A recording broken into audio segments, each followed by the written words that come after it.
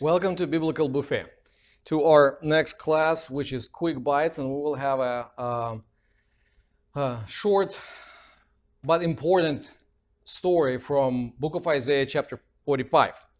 The reason why it is important, not because it is a reading for appointed Sunday in a liturgical calendar of some churches, but the reason why it is important is that sometimes translation can be not misleading, but not as precise as it probably could have been.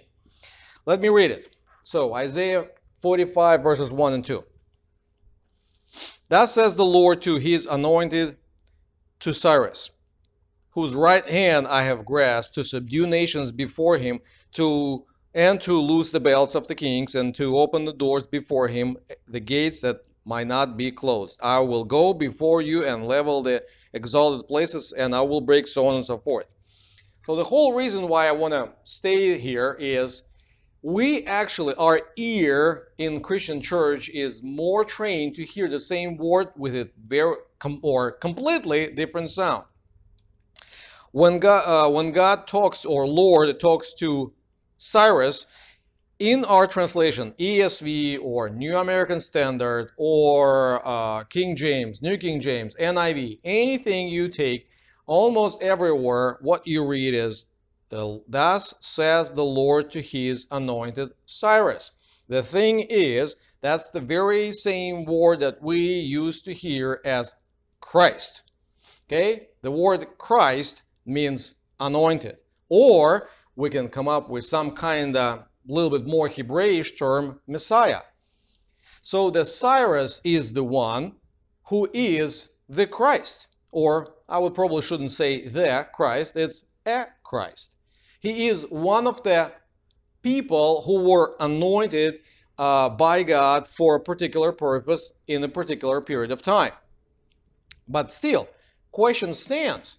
How come a king of Persian Empire, Persian by birth, Gentile, not a Jew, not even close. He basically has no relationship with Israel as a nation, yet Lord is calling him his Messiah, apart from, prophetic miracle, because Isaiah makes his name or pronounces his name to be a Messiah, like roughly 150, almost 200 years before he came into the history.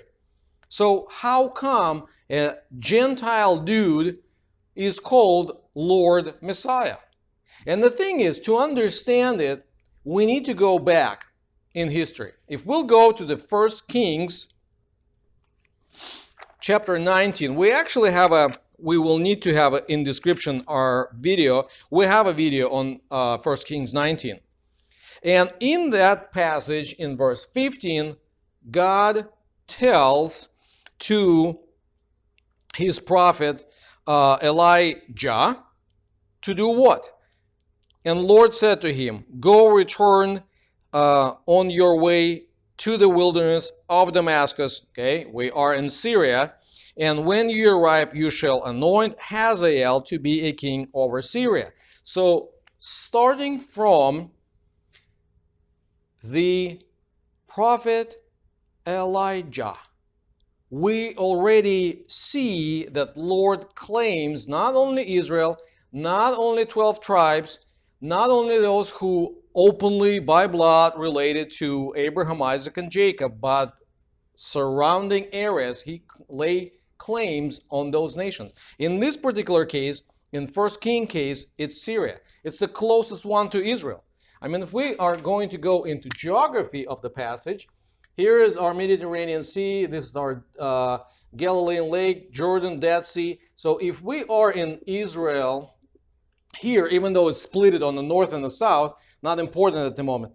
Here is Syria. Okay? Next to it actually will be Assyria. And that's where Prophet Jonah goes. And then we go to Babylon and we see Nebuchadnezzar get step by step, but finally in chapter 4 we see him fully converted. And then Persian guy Cyrus comes and conquers Babylonian Empire, and becomes a Messiah who not only restores the Jews as people, he lets them free from bondage of exile. He encourages them to go back to their land. He encourages them to return to Jerusalem, and he encourages and even financially supports and supplies them to restore the temple of the Lord. And that's very important to understand. So when Jesus shows up as the one who wants to save lost sheep of Israel, he is not only for them. On the other hand, as the Messiah of the Lord, he comes for Israel and for other people.